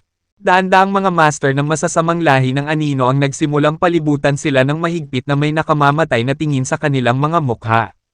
Ang mga lalaking ipinadala ni Lady Catherine ay pawang mga nangungunang mandirigma na may napakalawak na kakayahan at karanasan sa pakikipaglaban. Sus! Ang aking pass ay kinuha. At ang pinto ay sarado na. Napakaraming lalaki ang lumalaban sa atin at kailangan na nating umalis sa pagkakakulong. I will try my best to stop them kahit medyo malabo ang sitwasyon. Tandaan, ang Shadow Zone ay lubhang mapanganib. Mag-ingat sa Shadow Tide. Waller gritted his teeth at kinausap si Dustin. Determinado ang mukha niya pero kinakabahan at the same time. Mukhang handa na siyang yakapin ang sarili niyang kamatayan. Alam niyang kung isakripisyo ang sarili ay gagawin niya ito hanggat mapoprotektahan si Caroline. Bilasan mo, kamahalan. Kung hindi, huli na ang lahat. Nag-aalalang udyok sa kanya ni Waller. Huwag kang mag-alala. Sa kanilang lakas, hindi natin kailangang tumakbo. Nakangiting sabi ni Dustin habang si Waller naman ay nakatayong nag-aalala. Ano? Napatingin si Waller kay Dustin. Bagamat alam niyang si Dustin ang pinuno ng Immortal Endworld. Wala siyang gaanong alam tungkol sa kanyang kapangyarihan o lakas. Hindi pa niya nakita ang tunay na kapangyarihan ng pakikipaglaban ni Dustin. At saka, hindi niya akalain na si Dustin ay isang makapangyarihang cultivator mula pa noong bata pa siya. Ang Panginoon ng mundo ay magagamit lamang ang mga puwersa ng langit at lupa kapag sila ay nasa kanilang sariling mga turf. Sa sandaling umalis sila sa kanilang mundo. Maaari lamang nilang labanan ang kanilang mga kaaway gamit ang kanilang personal na lakas. Boom! Biglang sinuntok ni Dustin ang lupa gamit ang kanyang malakas na kamao na mabilis na lumaki at naging kasing laki ng bundok. Ang walang katapusang divine ruling chains ay nahulog mula sa kawalan. Bumaril pasulong tulad ng maraming matutulis na arrow. Puff! 12 ng mga gwardya ng masasamang lahi ng anino na nagmamadaling palibutan si Dustin ang lahat ay lumipad pabalik habang ang lupa sa ilalim ng mga ito ay sumabog. Nagginawa silang mga mumo. Tinawayan ni Dustin ang kanyang napakalaking kamay at sabay na hinawakan ang mga pas na nahuhulog mula sa madugong gulo. Pagkatapos ay iniharap niya ito kay Waller. I think this should be enough pass para hindi tayo matakot sa Shadow Zone. What do you think? Tanong ni Dustin na may nakakalokong ngiti sa labi. Napakaraming token. Walang makakapigil sa atin. Nagulat si Waller sa pagganap ni Dustin. At the same time medyo nabigla din siya. Pagkatapos ng lahat, ang lahat ng mga gwardya na ito ay maingat na pinili at sinanay sa halaga ng maraming oras at mapagkukunan. Ang bawat isa ay may mga espesyal na kapangyarihan at maaaring mapatunayang lubhang nakamamatay sa labanan. Hindi niya akalain na ang isang kasing bata ni Dustin ay makakapatay sa kanila ng isang beses. Leader Dustin, napakalakas mo, sabi ni Waller. Nakatingin sa kanya ng may paghanga. Sabay tungo sa kanila ng matanda. Sumisingit ng may pagkapuot. Nagsalita siya. Ikaw ay dapat na Dustin mula sa Immortal Endworld. Kilala na kita. Hindi nagtagal. Pinakasalan mo ang maliit na asong ito. Sa isang stroke ng swerte. Pinino mo ang orihinal na asensya ng enerhiya ng Immortal Endworld at naging master nito. Akala mo ay kahanga-hanga ka. Ha, marahil. Hindi ako mangangahas na pukawin ka sa Immortal Endworld. Gayunpaman, wala tayo sa Immortal Endworld ngayon. It's the perfect time for me to kill you. Don't you think? Haha. Hindi ako makapaniwalang papatayin ko ang pinuno ng mundo ngayon. Excited na ako. Siya ay nagsalita sa pamamagitan ng kanyang mga ngipin. Isang masamang ngiti na nananatili sa kanyang mukha. Oh, talaga. Gusto mo akong patayin. Bakit hindi mo subukan? Walang ganang sabi ni Dustin. May tipid na ngiti sa mukha. Masasabi niyang mababa ang tingin sa kanya ng matanda dahil sa kanyang murang edad. Kahit na ang mga Grandmasters ng Abyss Demon Race o ang mga Grand Chieftain ng Skeleton Race ay dumating upang salakayin si Dustin. Maaari pa rin niyang patayin ang mga ito. Bagamat ang matanda ay isang dalubhasa sa martial arts. Tino siya kumpara sa mga dakilang pinunong iyon ng lahi ng demonyo sa kailaliman. At kumpara kay Dustin, siya ay walang iba kundi isang batik ng alikabok.